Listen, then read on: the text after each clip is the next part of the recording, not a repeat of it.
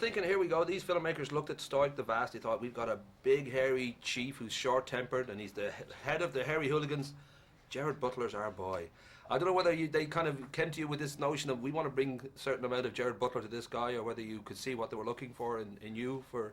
I never understand the way you describe it. It's funny because I go, I'm such a pussycat. Why would they think of me for this role? But no, I think that I've done things that are not a million miles away from this. Not animated, which was a bigger challenge for me. But when you've played Attila or a Beowulf or a Leonidas, I think especially the Leonidas in 300, kind of made them think, okay, he could be a good Stoick the Vast. Well, that's it. I was thinking, at the opening scenes of the movie, this huge, enormous battle on the island kind of made me think of like a Glasgow Rangers match that gets out of hand a little bit. But I would think that in Glasgow growing up, there would have been a few Stoick the Vast and maybe even a few hairy hooligans.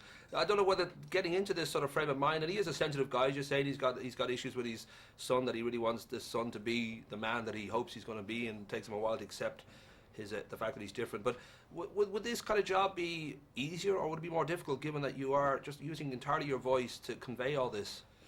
No, that's... Listen, there's things about this job that are easier. One, it was a lot quicker. You go in and you do your session and you come out and it's very intimate, and you have your directors and you're not surrounded by hundreds of people. But at the same time, then when it comes into the actual process of acting and trying to convey this great character, and you can't trust that they will use your movements, etc., you can only do it with the voice, then no, that's definitely a challenge. One, to create it when there's nobody there, and two, to give it those different levels and that subtlety, and be the voice of this guy who's this size, and then bring all the rest of it into it. Like you say, there's a lot of stuff going on. He's a warrior, he's a chief, he's a leader to his people, he's a father to his son, he's frustrated, he's confused, he's angry, and you put all that, and you only really have your voice to express it with. There was a line, and I know you're a bit of a method actor, there was a line that Craig Ferguson's character says in this: he has a way with the beasts, and that makes me think you have a way with the beast yourself, because I know every time I put up an interview on YouTube, or we get any kind of fan response, women tend to go a little bit nuts about you, and then you get various people like Anna and Lisa, get emails from them saying how wonderful this guy is and how much they would love to meet him. And I don't know for you whether that's all good, whether it's a bit surreal, or being the method actor that you are. I don't know, maybe for this part, have you ever ridden a dragon?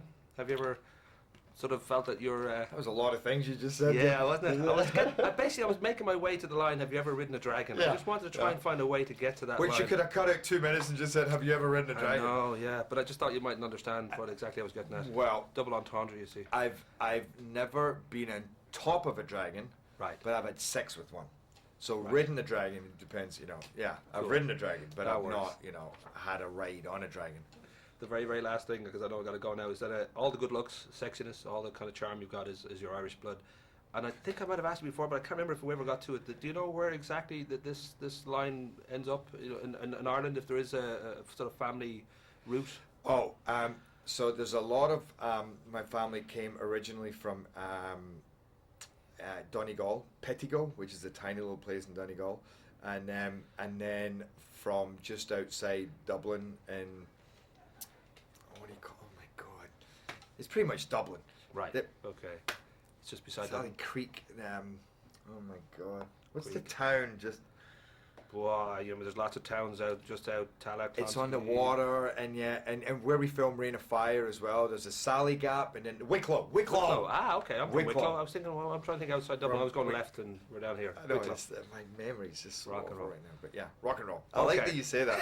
I did a movie called Rock and Roll, so you probably came in going rock and roll. Cool. I'm glad to hear that you haven't ridden a dragon, but you have had sex with a dragon. I had sex with one. Good.